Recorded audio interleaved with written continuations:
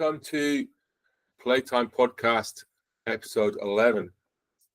This is Philly Joe Jones on my t-shirt. And hello, Mario. Welcome to Tom. the podcast. How are you? Please don't ask that question. Okay. It's been quite a long time since we've done a podcast.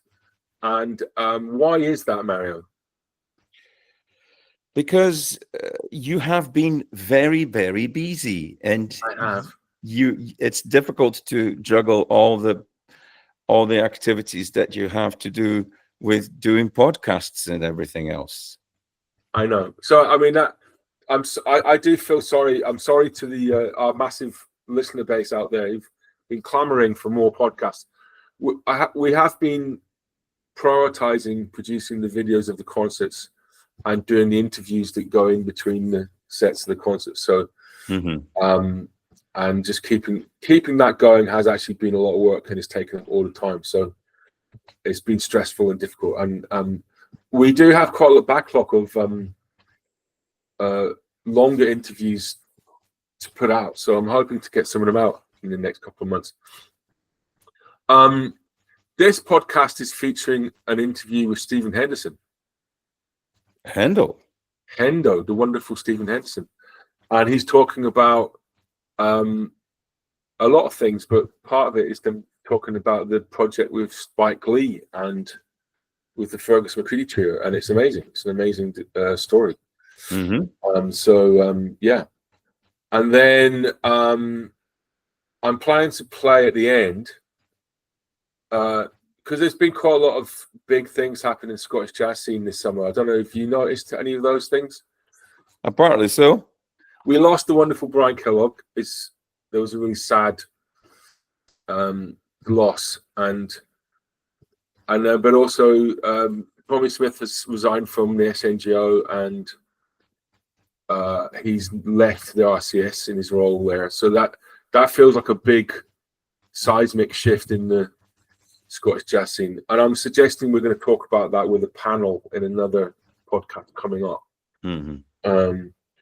But I was going to play a track at the end of this featuring Brian playing with my big band in 1993. And when did you arrive in Scotland? 1996. Okay. Wow. So you've been here a long time. I have. My hairs have turned grey. My beard has turned grey. Do you think that's Scotland's fault, or would that have happened anyway? Well, there are several factors that could have contributed to that, but I don't think Scotland is one of them. Do you think I've contributed to it? No, it's very, very small, tiny. One or two. Yeah, one or two are like reflex of your jokes on my heritage. I'd like to apologize. I do have grey hairs as well. A lot of them have been caused by my jokes. Self-inflicted. Yeah. Anyway, if there's nothing else to add, thank you so much for coming on to enliven this introduction to the podcast. It's always my pleasure. And we will talk more in the ensuing days and months and weeks. And yeah, here's Stephen Henderson. Hello. Can you hear me? Yeah, I can hear. Can you hear me? Yeah. Oh, great. I've actually got you going through a Laney amp. Oh. Yeah. That sounds exciting. Yeah, it's the one that I use when I'm practicing. So it's plugged into my laptop. Right. Yeah. And where are you in the world? I'm at home in Denniston. So yeah. Everyone lives in. Is it a flat where Fergus used to live? No, it's not that one. We've moved since then. It's on Roseley Drive. which is a little bit further down to Duke Street, where the heart of Denniston is. So The heart of Denniston. the heart of Denniston. So And did a jazz musician of similar fame as yourselves previously live there, or is it a completely unjazzed well, we accommodation? musicians lived in this flat, which was cool. But we didn't. I don't know them, but they used to practice and use this flat for music and stuff like that. And there's a cupboard off from the living room that's like it's quite small, but also a good size, where you could just about get like a very small drum kit. And I was told that a whole album was recorded in that cupboard, and the soundproofing up and everything. So that's cool. But I've not tried to get a drum kit in there, but maybe. But I can practice in this flat. We can both practice in this flat, which is really good. Wow. Yeah, it's really good. Is that because there's no neighbours, or because the neighbours are they're very understanding neighbours, to the point where so it's a tenement flat, so it's not as if it's soundproof. No. And that's one of the things we're thinking when we moved in. But there's like a little coal cellar that's attached, that everyone's got like a little coal cellar sort of thing that can be used as storage. It's down a floor below us. We're ground floor. And I was like, oh, it's a wee bit bigger than that cupboard, but it's just about, I was like, that could make an amazing drum booth. So I thought about maybe just trying to soundproof it. And we got electricity down there, and I was sort of like doing some stuff. And then a neighbour kind of walked by, and she was like, oh, what are you doing? I was like, oh, I'm going to soundproof it, just to kind of, so that there's not so much noise. And she's like, why are you doing that? I was like, I don't want to like be drumming all the time. I don't want to be too noisy. She's like, oh, no. Like, there used to be a metal band upstairs, and there's bagpipers up above us. And she was just like, oh, no, we love it. Like, just keep going. It's fine. You don't need to do that. Wow. And I was like, okay. Just before we continue, I'm recording. That's fine. Yeah. Yeah, when I was a student in first year at uni, right at the end of the year, I'd been playing music continuously in my room, either on cassette or playing drums. Yeah. Right at the end of the year, I heard there was a brief moment with no music, and I heard the guy next door turning off his bedside lamp. I heard the click of him turning off his bedside lamp. And I kind of, next day I said, look, man, I'm really sorry. I just realized how bad the soundproofing is. Yeah. And I've been blasting you music. He went, no, I've really enjoyed it. I've really enjoyed it. So I would have said something if I'd a problem, It's amazing, like, if you get the right neighbours. It's because like the flat that we moved from, we could play in there as well, but it was more of a modern building. It was more soundproof in ways. Right. But we got some complaints and stuff like that, and so we had to really watch it. And coming here was a wee bit of a worry, but we came here mainly because it was like that cellar. It was like, well, we could do something with that, and it's a good area, and we'll make it work. And we've just kind of hit the jackpot with the neighbours. So it's a big thing, isn't it? It's like it's sort of integrating into your community. Yeah. And there's something about a lot of people love musicians and they love music being around them, so they're genuinely positive towards. It feels a lot more like that here than where we were. Again, it's just to do with the neighbours, but it does feel like it's more accepted. And there's so many musicians just on the street, especially there's a lot of bagpipers for some reason.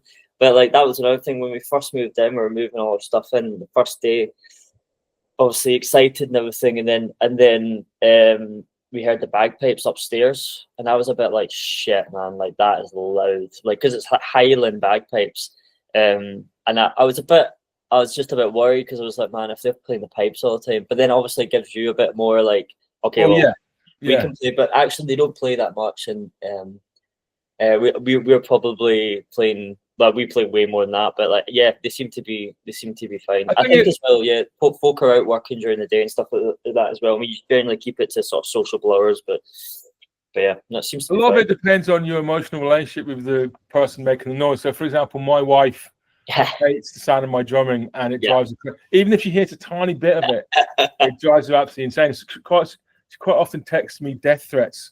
Which I ignore because it's like my right as an artist to practice my craft supersedes the threat, although it's real.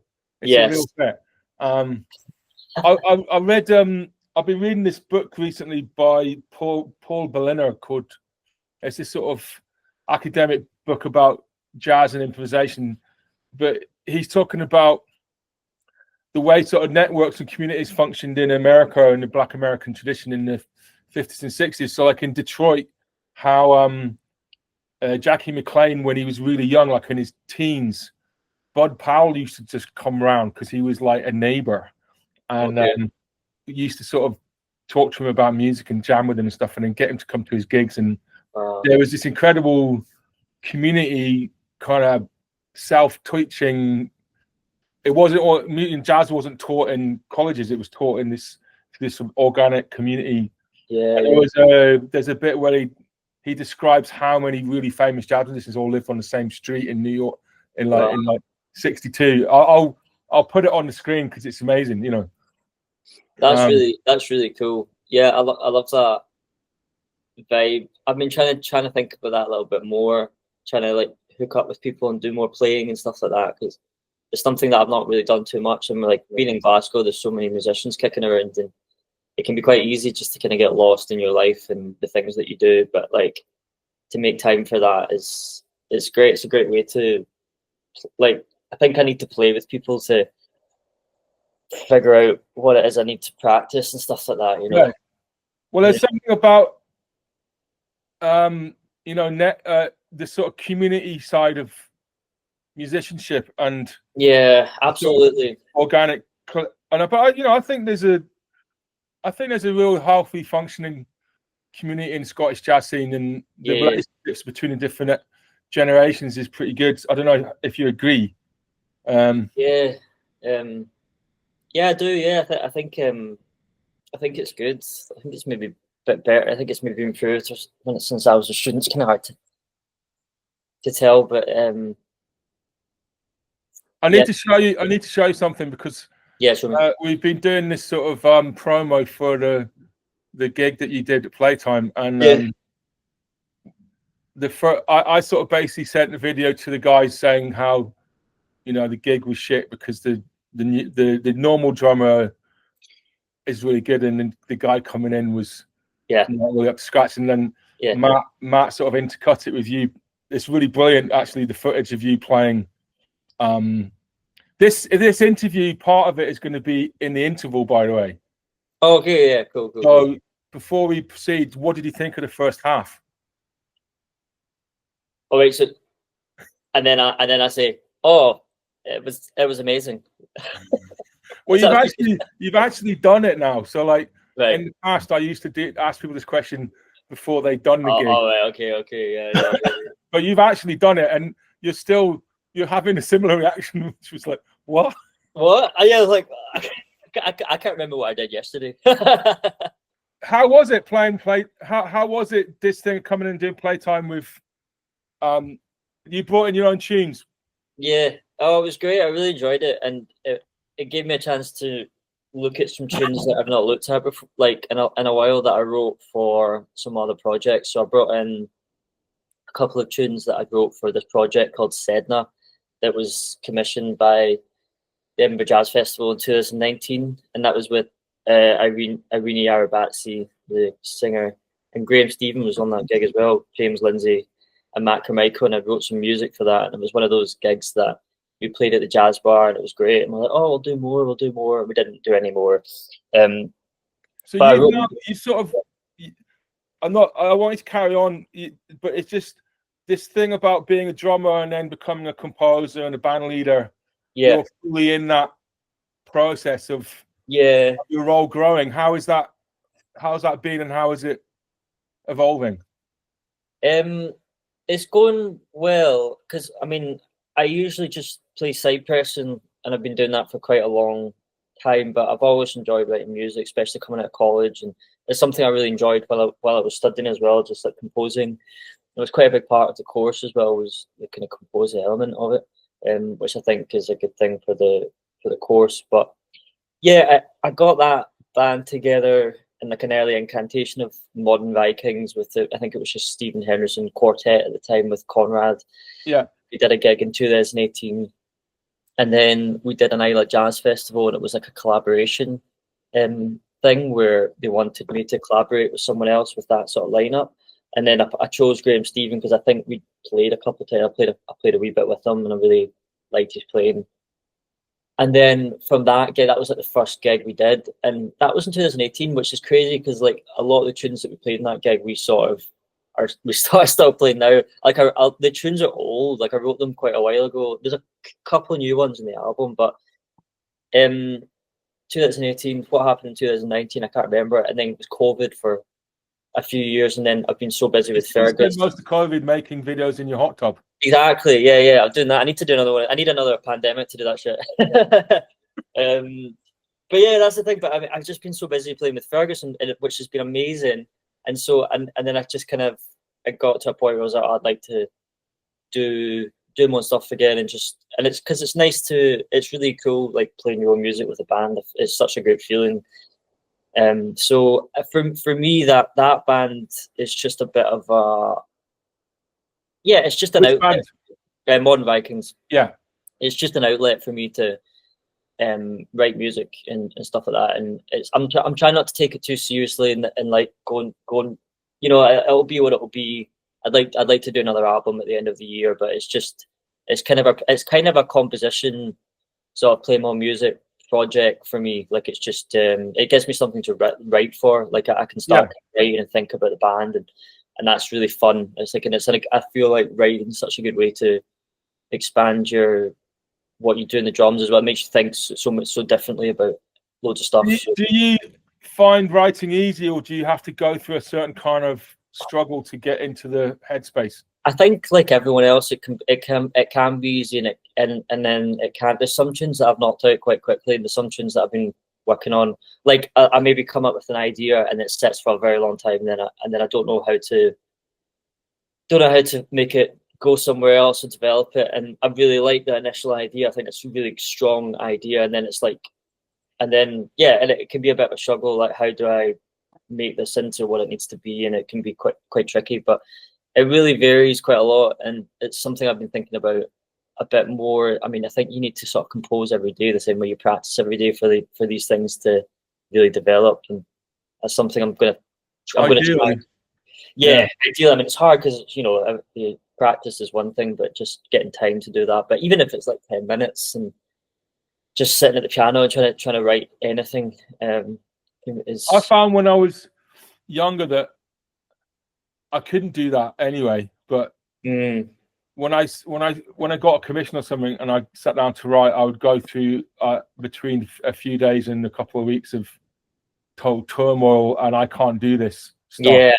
And somehow I'd come out the other side of it transformed by the turmoil, and I started to realize that I needed to go through that process. Yes.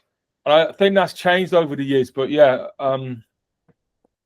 I couldn't just sit down and write then, because I just think everything I wrote was rubbish, and I used to think I'm a drummer, I don't know enough. Yeah. I definitely have that as well. Yeah, and I think there's also a wee bit of what's the word? Yeah, like not feeling like you don't know enough, because we don't spend anywhere the same amount of time thinking about harmony and scales and things. I mean, I can't really play the piano. I've got knowledge of what I need, but what you're saying about everything being shit, I think, I feel like that as well. I think I'm starting to embrace a little bit more the things that I write are hopefully they sound like the things that I write, and you know what I mean, like it's that, and then you just sort of accept, this is just what I write, and it is what it is. And I mean, I think your writing's really great, man. So but it's like that thing of, I don't think those negative voices really, I don't believe they ever go away. Yeah, for anybody, I think everybody has them, and I don't think they never go away. Your relationship with them evolves. Absolutely, and just being aware of them and try not to take them personally. What I was going to say, there was one thing in my mind. Yeah, like you were saying, like I think with writing as well, like you can spend. Recently, I had a little break from some of the gigs in August. We did a tour of the album that we did in August, and and we had a couple gigs recently with the band, and I really wanted to write some new music for it. Like, I really want to get some new stuff, and that I ended up not, but I was trying so hard, and I was on the piano for hours working on stuff. And I think that's the thing with composition as well. Like, it feels like you maybe waste your time if you don't come up with something. But it's not the case. Like, you know, because it's like you need to spend that time, and that's you working on your craft, and it's valuable time, even if you're not coming out with something that you're not. That's a really good point. Listen, the bit of this interview that's going to be in the interval is coming to an end. We're going to carry on. Oh, yeah. The rest of it can go into the podcast. But do you want me to talk about the first half? I can. Well, I'd like you to talk about your hopes for the second half, and what do you hope's going to happen in the second half? I remember what happened in the second half. I had a half pint of beer bought by Douglas and Jane Ann and Douglas, and Colin the dog came, and the audience were great, by the way. Such a nice audience. And I don't praise them too much. They'll get a big head. Graeme might not mind, hopefully won't mind me bringing this up. He accidentally poured a pint on my legs. So I started the second half with a bit of a soggy wet leg. Yeah, stinking of beer. But I'd had a half pint, and also the first half went well, and we're all feeling a bit loose. So I think the second half was quite. Hopefully, it might even be better. I can't really remember, but we'll probably feel a bit more loose and a bit more like, fuck it, we'll just go for it. So hopefully that comes across. Sometimes makes it better and sometimes makes it worse. Yeah, exactly. Yeah, we had some. I think we had a couple. What's amazing, I don't know, we're about to stop, but like they have to get the music together so quickly. But I think there was a couple moments of some uncertainty, but it totally didn't get in the way of the vibe and the improvisation and stuff like that. But yeah. We've got one comment from an audience member that's come in. I wanted to read out to you before we go. Yeah, go for it. I can find it. Here we go. I nominate. I nominate Stephen Henderson for the best drumming faces. I'm compiling a chart of the drummers who do the best drumming faces based on Playtime performances. Oh, that's really nice. Maybe we could get a photo album and make a drumming face album, and that could be a cool thing to have. I mean, I don't know if I feature on the chart of favorite drumming faces. This is Caroline Finn, who was the audience member of the year 2 years ago. Yeah, I know Caroline. Yeah, and I don't know if I feature on her chart. I probably do, but I do a lot of her.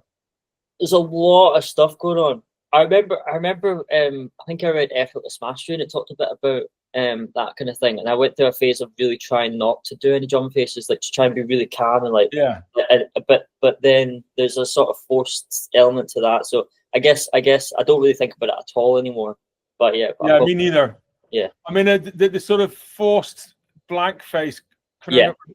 Yeah, like trying to be like that, but if you're really in the moment, it seems a bit weird that you're just like that. Like there are some drummers that are like can just that are like zen, and they're like going crazy in the moment, and it's really cool.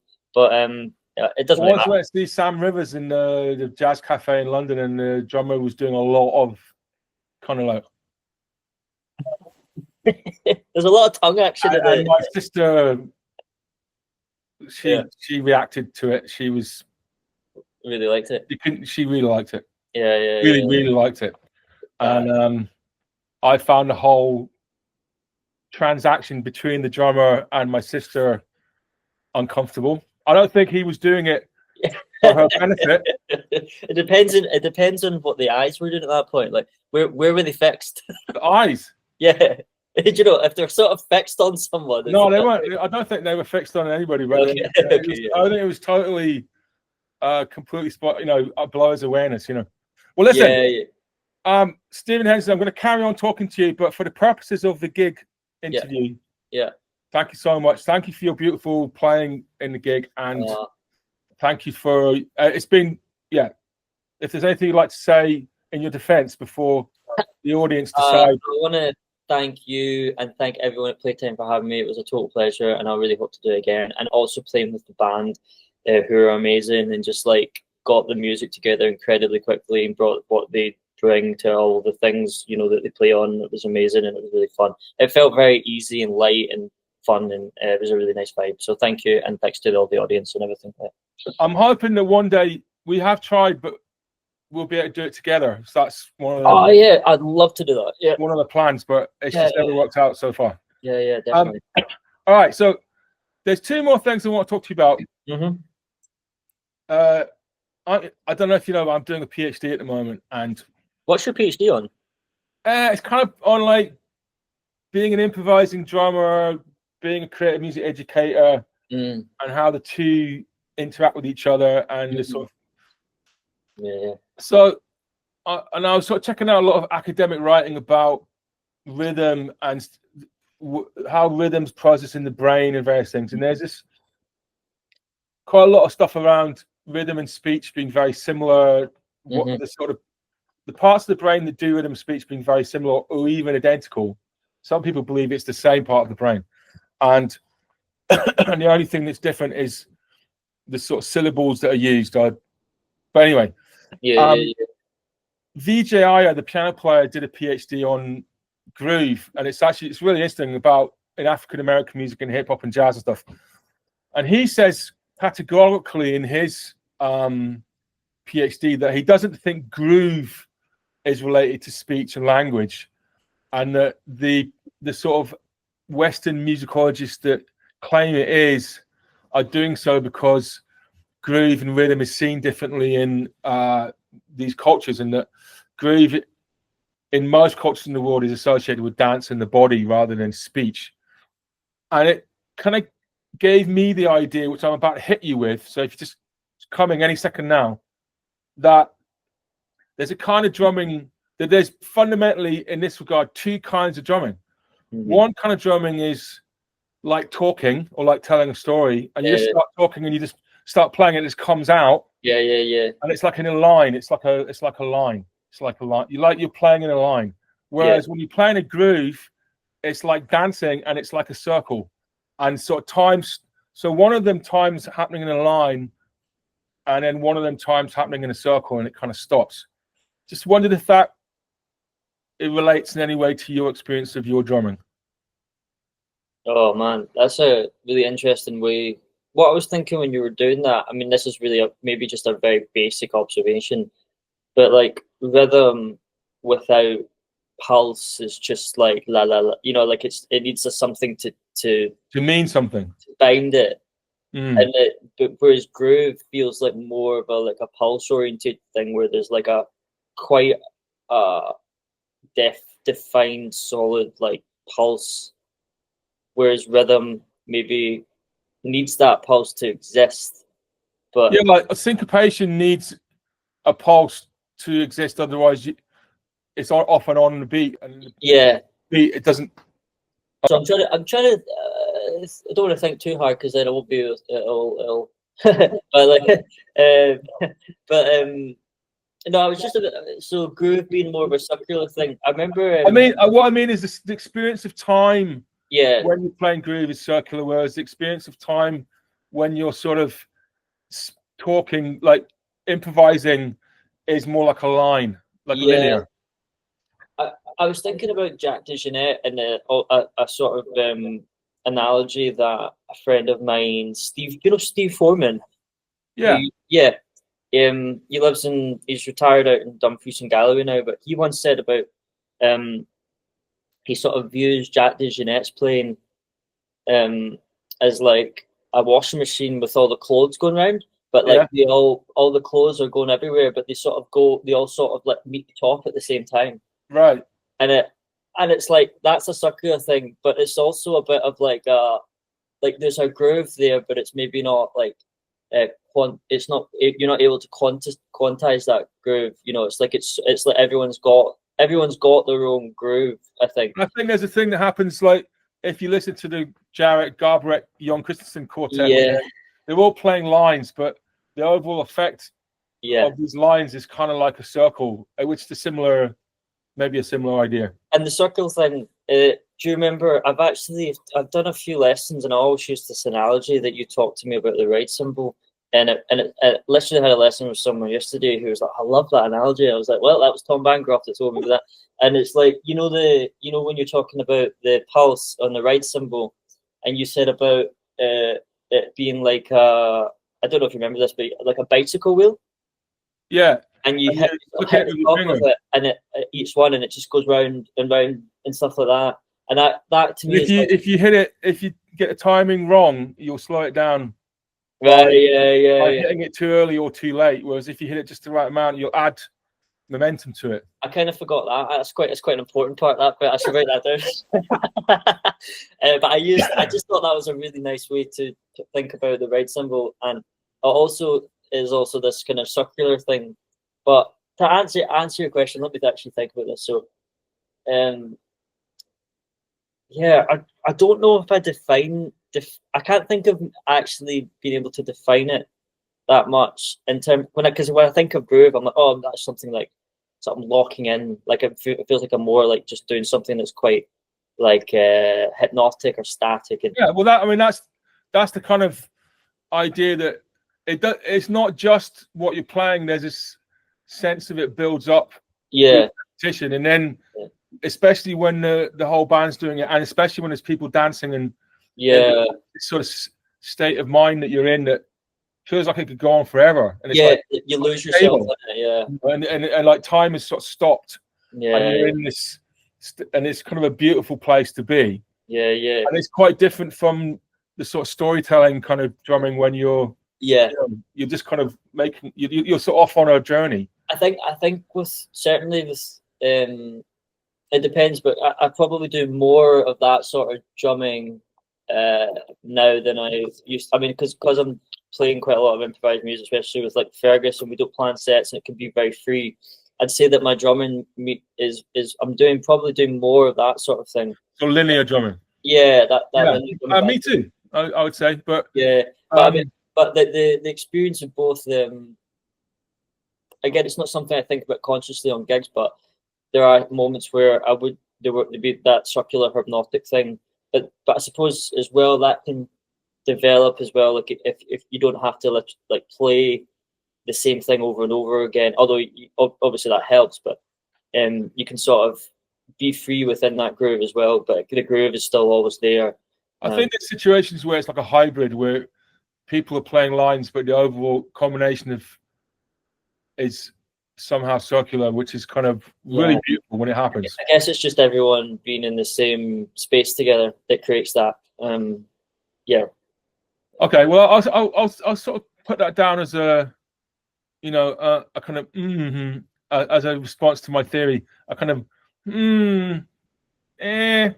I don't know, because I was trying to think about how if they are like two different, they of course are two different things, but I think they can. I don't think there's like lines in the sand between them. Do you know? Like, I don't think they're meant to be mutually exclusive. It's just a way of thinking about time. Yeah, passage of time when we're playing and how it can change. I like the circular element of the groove. Okay, so I've got the last. Well, I've got two more questions. Yes. Are you able to talk about Spike Lee? Oh, well, that's a good question. I could talk to you about it, but I don't know if it can be. The question on the podcast. Yeah. So I've not been told anything. Like it was all like, even the whole process was very last minute, and it was like, oh, is this actually going to happen? It took a long time. Not a long time, but it was one of those like. Getting the visas was like the week before we're meant to go and stuff like that. It was like really, really last minute, and then we did the thing, and basically we've not been told anything. Like I don't know when the premiere is. Like I know from Google it's in the early summer, and I think we're invited to that. But yeah, I'll talk to you about it. Can I put it on the podcast? I need to ask Fergus. Well, that's fine. Let's talk about it, and then if you need it taken out, I'll just take the whole bit out. Yeah. And then, So I'll tell you the whole story. Okay. So we got messages from Spike Lee's sort of entourage as it were, the people that work in his offices. And I got a message being like, "Oh, Spike Lee's trying to get in contact with Fergus. Can you?" And how did they find you? So, well, it's interesting. I don't know how they got our email, but David got a message and Fergus got a message, and we all thought it was spam. And we told Fergus's manager Olivia, and we're like, "Oh, we've got this message," and she's like, "Oh, forget it, it's spam. It's nothing." And then she gets like a call, and I'm pretty sure Spike Lee called her. She's like, "Yeah, this is Spike, and we're trying to get." And she's like, "Oh shit, this is real." And then we didn't know anything more about that it being real until we did a Fergus's octet gig at the Edinburgh Jazz and Blues Festival. We had a rehearsal that day, and Fergus walks in with a bag. I don't have it. A bag that says like Spike Lee, and there's a book up here that says Spike on it, and that's signed to me, "Yo, Stephen," from Spike. Yeah. And that comes in, and we're like, "What?" And he's like, "Yeah, the Spike Lee thing is real." And I had lunch with him today, and he's coming to the gig. In Edinburgh. Yeah. Wow. And he heard about Fergus's music via Instagram, believe it or not. Wow. He came across a review. I can't remember which review it was. It was a review, and then he read it and must have been interested, and then listened to the album, the last album that we did, Stream, and he was like really, really liked it. And then he phone called the guy Howard Jawson, who arranges the music for his movies. And Howard's a really, really nice guy. We got to know him obviously through the process, and he was like, "Yeah, it's great." And then Spike, being Spike, was like, "Okay, cool. Well, I've booked a ticket to Edinburgh next week, and we're going to go and see them." And then Howard's like, "What? Like Edinburgh, Ohio? Is that Edinburgh, Scotland?" And then they came out. They flew. They basically, literally, just flew to see that gig, and then flew back the next day. And he was sitting front row. What venue was it? With like a cap on, and like, what's that? What venue was it? Oh, it was one of the tent venues in the George Square. Yeah, it was. I can't. Was it the not? It was the Big Tent one in George Square. I know the one you mean. Yeah. Yeah, I can't remember, but and then he just like, and obviously the band didn't know this, and the band were like, "This is crazy," and it was an amazing gig. Actually, it was one of the best gigs we've done. It was a really good energy, and it was just a really cool gig. And then he came back after the gig and like talked to everyone. He was dead lovely, and it was a bit, it was just obviously it's just so surreal. And then he was like, "Okay, we'll be in touch." And even at that point, we didn't really know what was going to happen, and it was all kind of fed to us in drips and drabs. And he was like, "Okay, we've got a tune that's been arranged for the movie. It's Fergus's tune Stony Gate, which appears 3 times in the movie." What's the movie about? It's called Highest to Lowest, and it's an adaptation of a Kurosawa. You're going to cut that out so to maybe not look. Yeah, of course, Kershaw. Yeah, of course. Yeah. So it's like an adaptation of one of his movies, and it's starring Denzel Washington and A$AP Rocky's in the movie. It's like a rapper, and I mean that was it, and then we realized I got some audio of the arranged. We all got audio of the arranged Stony Gate thing with like the orchestra, and it sounded like a movie. It was like congas, like a sort of like a police chase or something like that, which it is in the movie. And it was just all incredibly overwhelming. Was that after you played it, or was that before you played it? They took the tune, the tempo mapped the original recording of Stony Gate on Fergus's album, and we actually, I'll tell you about this comes later, but we actually played to this tempo map tune with a 97-piece orchestra made up of players from the Met and the Phil, and that was the structure of the tune. When you say tempo maps, is like point something of a BPM changes and things like that. Yeah. So basically, we went there, we did the thing, it all happened, and we were there for 10 days. And we also I played drums in the whole movie. So like I played on some orchestra bits. There wasn't another drum kit player there, just percussionist. And so it was for us to do. I mean, it was really nerve-wracking because we were in we were in a different floor from them as well. They had to be in a ballroom because there was 97 of them, and they had the whole screen behind them. Spike was there every day, and we didn't know what we were going to play until we got on the morning. Were you getting a click or something? Yeah, so we were on a different floor, and we had a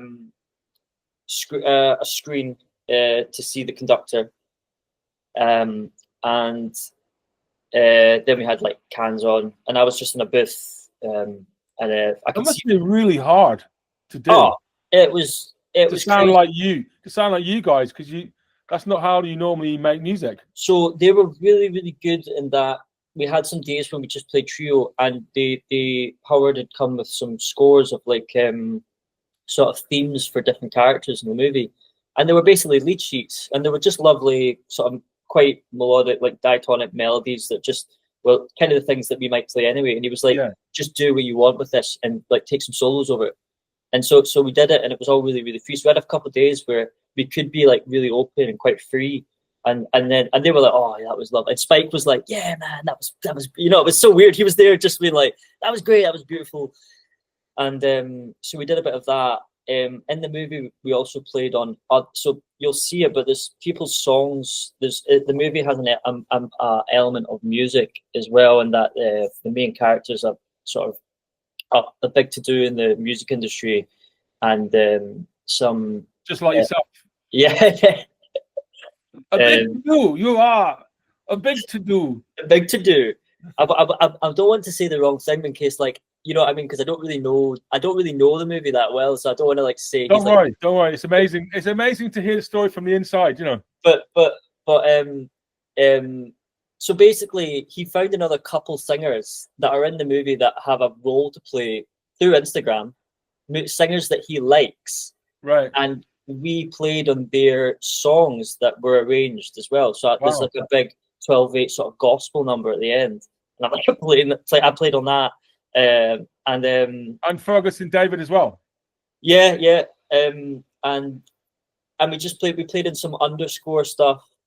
So there was a really fun one where we played in someone's song. It's just this really lovely like singer-songwriter song, and we had quite a lot of creative.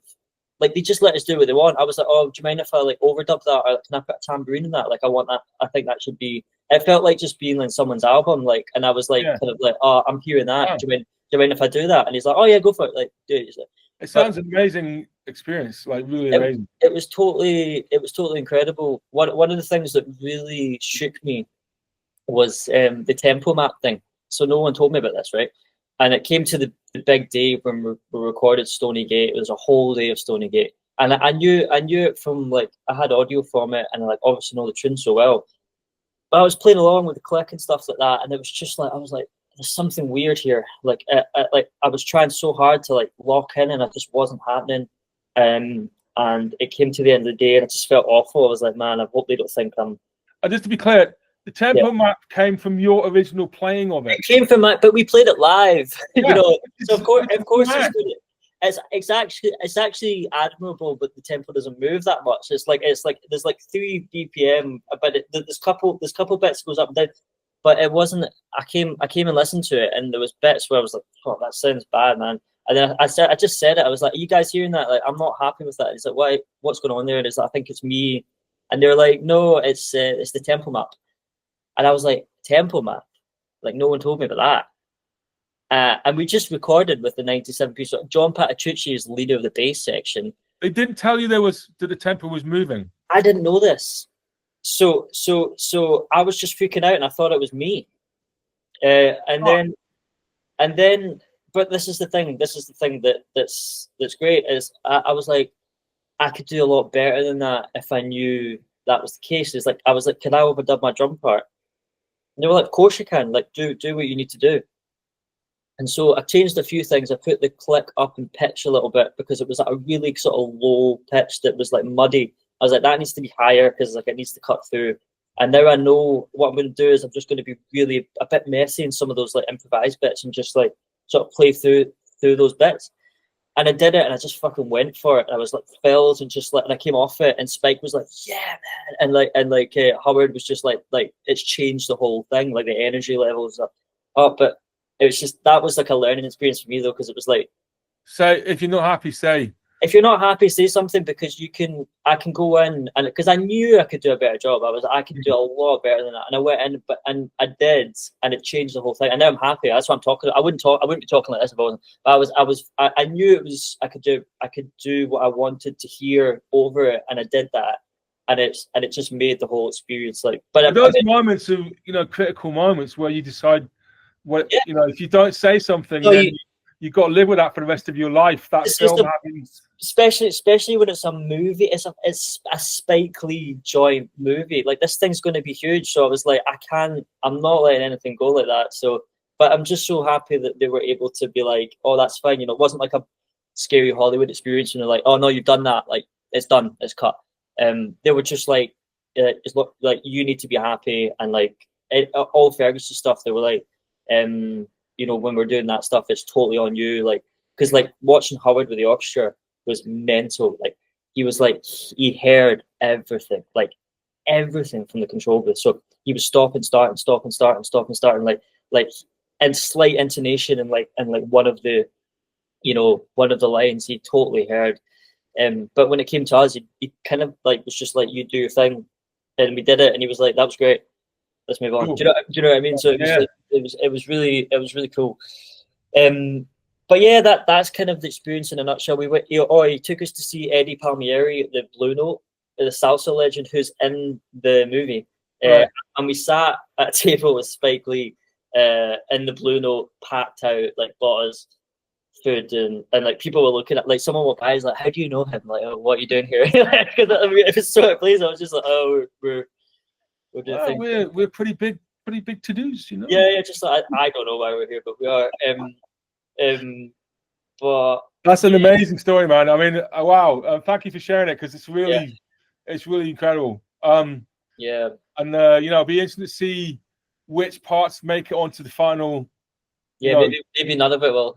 Well, I mean, you must have made hours and hours of music, so it can't all. We recorded quite a lot. We were there for 10 days, and we were in recording every day. So it can't possibly all make it on. So we did lots of improvised stuff, as did Fergus. So I don't know how much that stuff will make it. That'd be quite interesting to see what they do with that, actually, because that would be moments that we don't expect. It might just be like a bit here and there, but like the actual there's a huge big sort of sequence at the end that is like the main sort of climax of the movie, and that is Fergus's tune Stony Gate over this like gun sort of chase.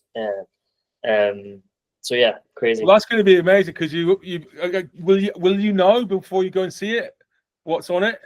No, won't have a clue. I don't expect to know. I mean, as I say, like we've got told very little. I suspect we'll probably get told like a week before the premiere. It's like, oh, by the way, it's here and you're invited. And I was like, okay. Yeah. Wow. We need to do a sort of before and after interview.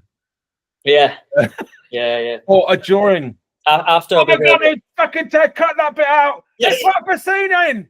Put a bassoon in, for fuck's sake. I had two or three film music experiences. One of them, I did the music for a student film that I put my heart and soul into it. Yeah. And then at the last moment, they took it all off. Oh.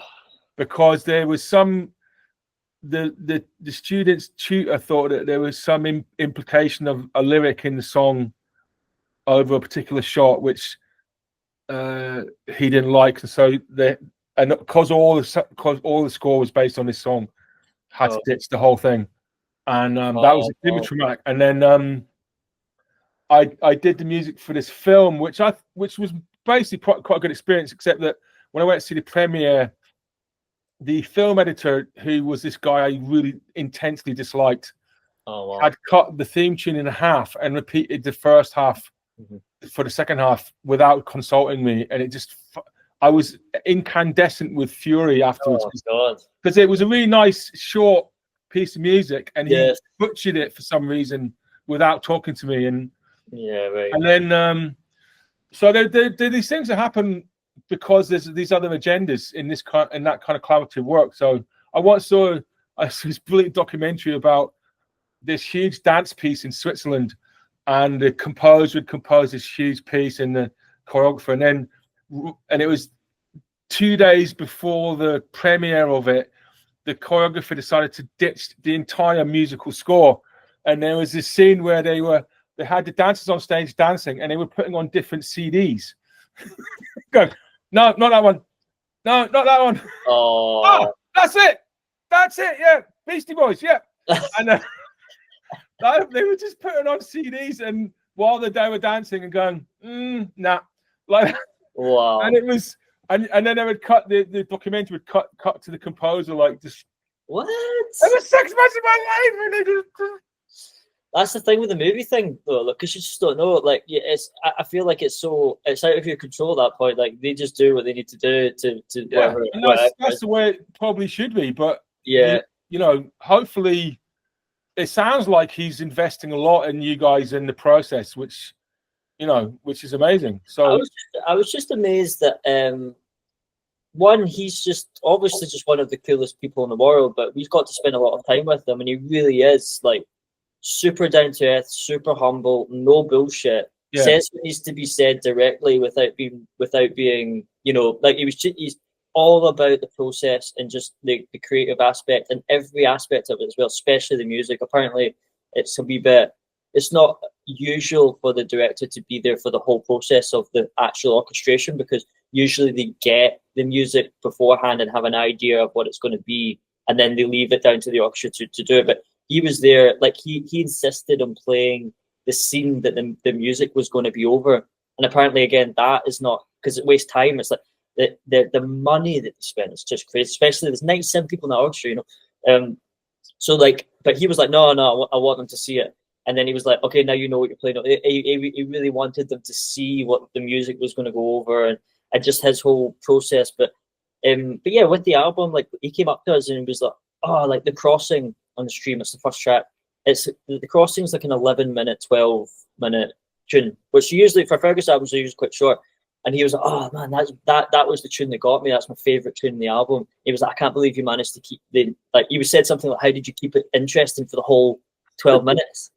Do you know what I mean? And it's just like, fuck, like, okay, so you like actually you likes the music, and you really does like the music. Yeah, of the band, and he's yeah. Is it too early to start Oscar talk then? Think too early? I have no idea. Fergus has got that knack, hasn't he? Of yeah, well, who knows? Apparently, there was over talks that the last tune, that gospel tune, they said that they might try and put that up for like a song, like best song or Oscar in the Oscars or something. So if that were, that'd be super cool, because it'd be like, I'd play drums. Oh man. Well, I just feel excited just because I know you. Yeah. I mean, I feel my life has been glamorized just, Yeah. Thank you. Thank you for, It's thank you for speaking to me, given your now kind of Hollywood and everything.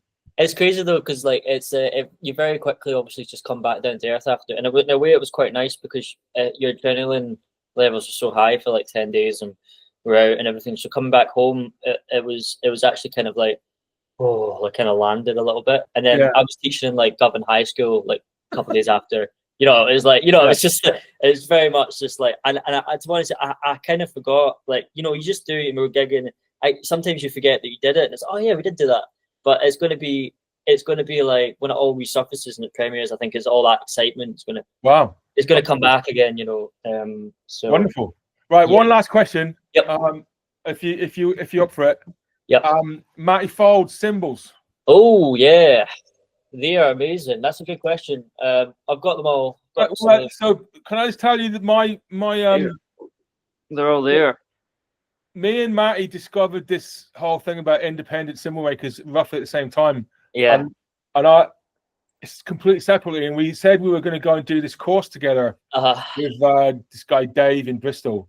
Yeah. And then Matty being Matty, I couldn't go, and he went and he did the course. And Matty being Matty, he's just run at it 100%, and he's set up a workshop, and he's made about 100 cymbals in 6 months or something ridiculous. I don't know. He's ridiculous how much he's doing. Yeah. And I made a cymbal with him recently. Yeah. I'm gonna go and get it. Go and get it.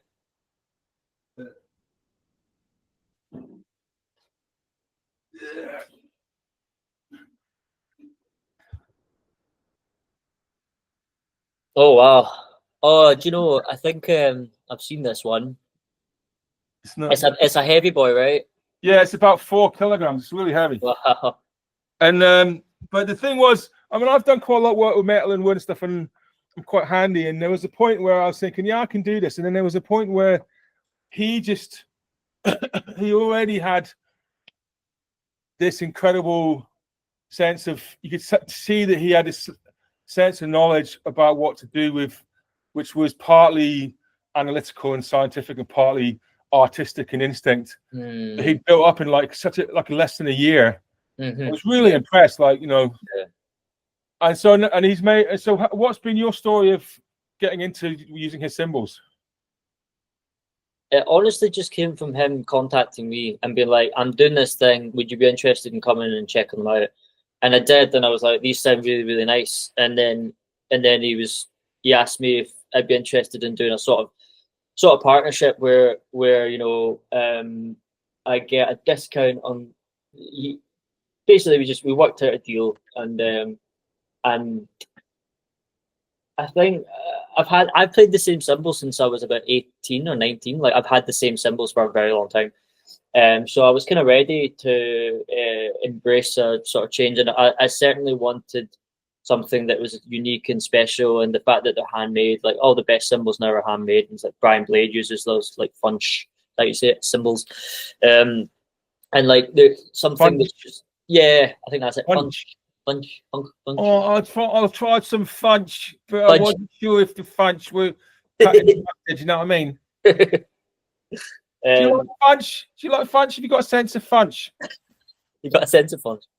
Is it round or linear? Is it a line or is it round? Or is it funch? Oh God.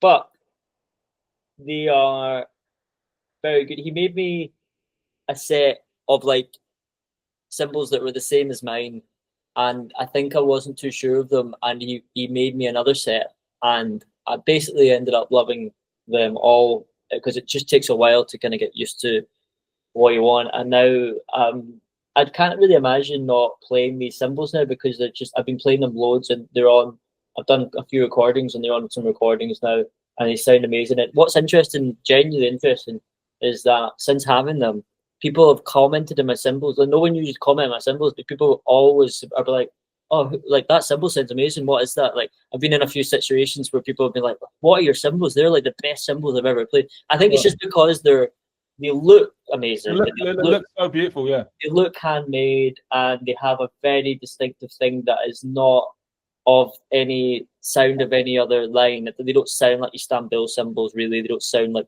other cymbals. They definitely have their own thing. And I think as a sort of jazz drummer, that's quite a cool thing, you know, to have sort of own something that is unique in that way. But yeah, I love them. I think they're great. Although what the problem is now I'm having is, because I've been opened up to this world of going and seeing cymbals, and I've got lots of cymbals, I now want more. And I'm like, oh, I'd love to have a heavy dry ride cymbal.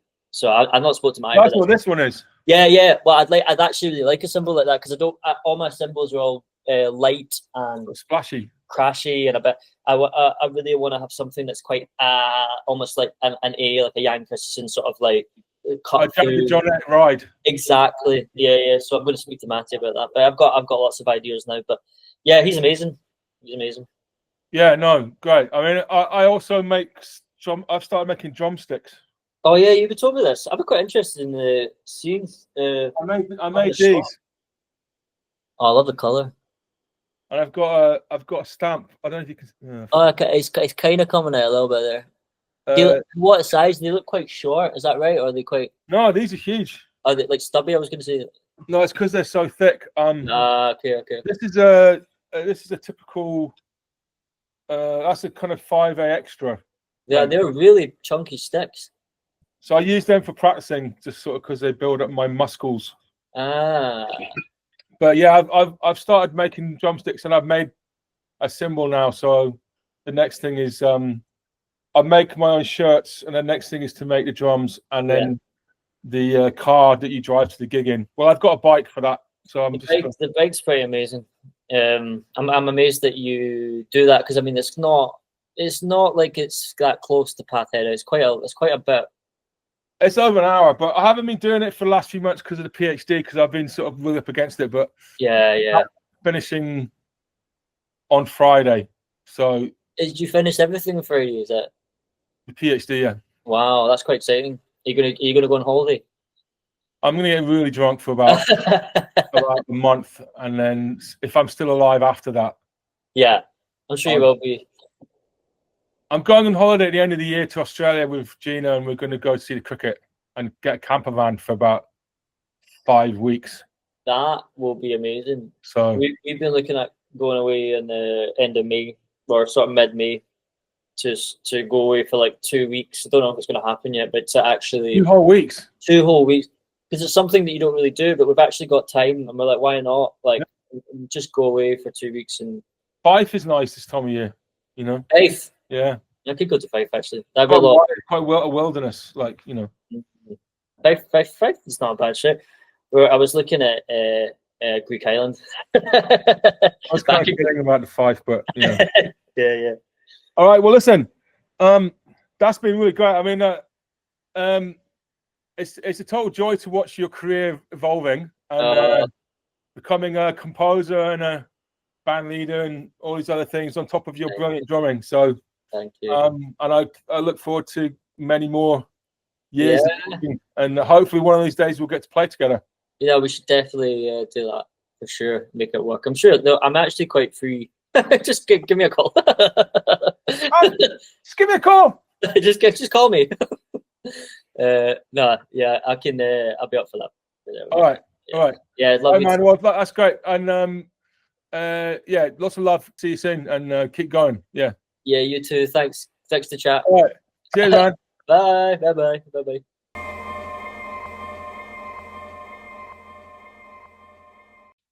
So thank you very much to Stephen Henderson for that wonderful interview. He's a really marvelous, wonderful guy. And I'm sure he's going to continue to do beautiful and astonishing things. He's absolutely a wonderful drummer. So to finish off the podcast, I want to play this track as a bit of a tribute to Brian Kellock. And there's a bit of a story around the track. It's a live recording from 1993, and it's quite a long piece. So Brian's solo starts 7 minutes in. It's called Scottish Heart, and I think we played the gig. And this gig was a live recording from the Aberdeen City Hall, or no, not City Hall, Aberdeen Music Hall. I don't know if there was that many people there, but you can hear a crowd on the recording, so there must have been some people there. I think there was a large quantity of jazz cigarettes smoked before the gig. We'd done a gig in the Queen's Hall, I think, a couple of days before. Rod Stein, who is amazingly now doing the video for Playtime, was doing the sound, and he, without worrying me about it, had asked a guy called Colin Hood to come in and record the gig off the desk. So he attached his equipment to the mixing desk and made this recording.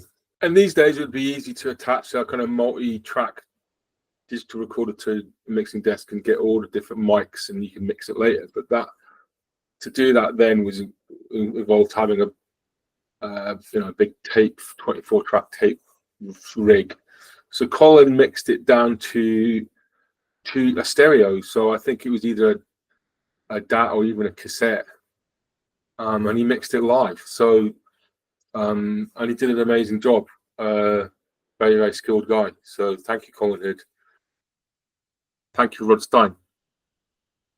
And then I'm pretty sure we drove back from Aberdeen home to Edinburgh after the gig, and Colin had made a cassette of the gig while he was, in real time, and had given it to Rick Taylor, who was also sadly departed us. And my brother Phil and Rick Taylor had the cassette in his car, and we both stopped for petrol, comfort break, something to eat, probably all three at that petrol station just Dundee, coming back from Aberdeen. And Rick came over to me and said, Rick was in the car with Phil, said, "Why, hey, mate, listen to that, mate." Gives me, that was terrible Geordie accent. Gave me the cassette. I said, have a listen to that. And I can't remember who was in my car, but it was an incredible band. It was, let me think, John Ray on drums as well as me.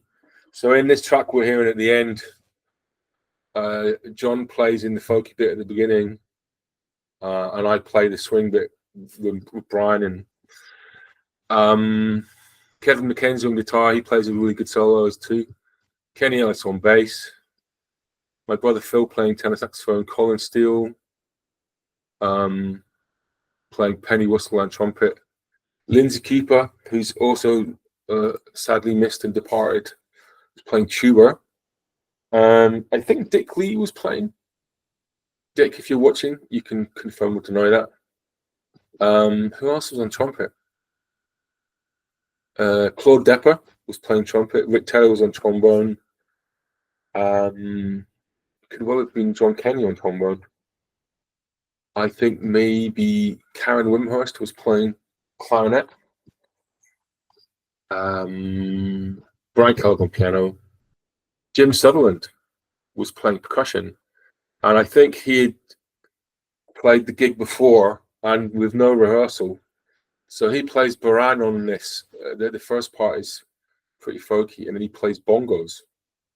Oh yeah, how could I forget? The beautiful introduction, the sound you hear at the beginning is actually baritone saxophone played by the amazing John Telfer, and he can play incredibly high and incredibly low on that instrument. So yeah, he's fantastic on this.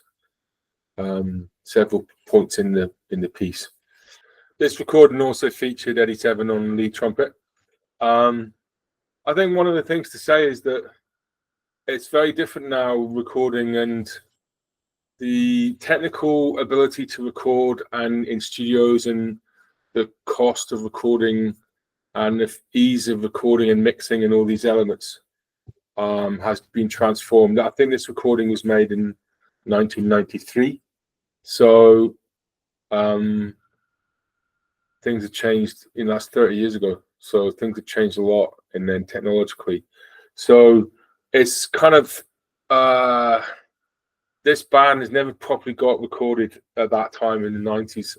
A lot of great Scottish jazz wasn't recorded properly in the 70s, 80s, and 90s. So some of that stuff's lost in the ether, or you just got something like this a live recording like this, which has got some great things on it, but it's also got some imperfections on it. And yeah, that's just the way it is.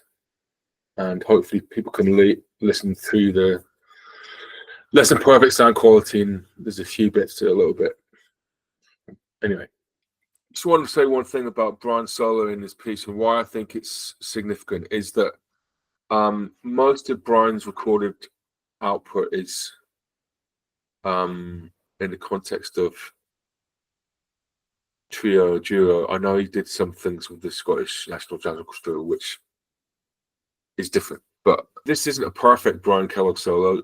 But I think what I love about it is that the way he delivers his solo in the context of a long form composition, and his solo, and actually the solo following his by Kevin McKenzie,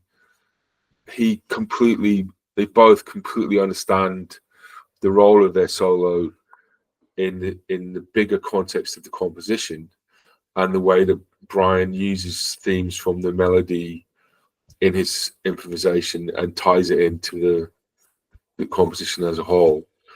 And I think that's one of the great things about improvised music, where you have a large-scale composition and the improvisers are inhabiting that composition with their improvisation and integrating with the composition. And I think Brian does that incredibly well. he kind of releases this tension that the composition's built up, but integrates with the composition by referencing melodic themes from it. And the way Kevin also ends his solo and finishes on a note that merges back into the composition is also fantastic. So that's why I think this solo is so special.